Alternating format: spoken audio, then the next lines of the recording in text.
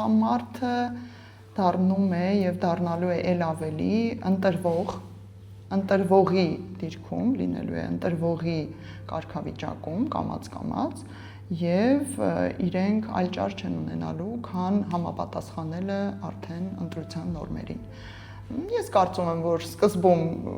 կլինեն շատ մենակ single աղջիկներ ու կանայք, այո, այդպիսի ալիք արդեն սկսվել է, նրանք հարաբերություններ չեն սկսում կամ սկսում են արտերկրի, այսօր թու մեր երկիր գալիս են շատ հետաքրքիր, ավելի բաց է, ավելի ազատ է շրջանառությունը, ռուսներ, ուկրաինացիներ, բելարուսներ,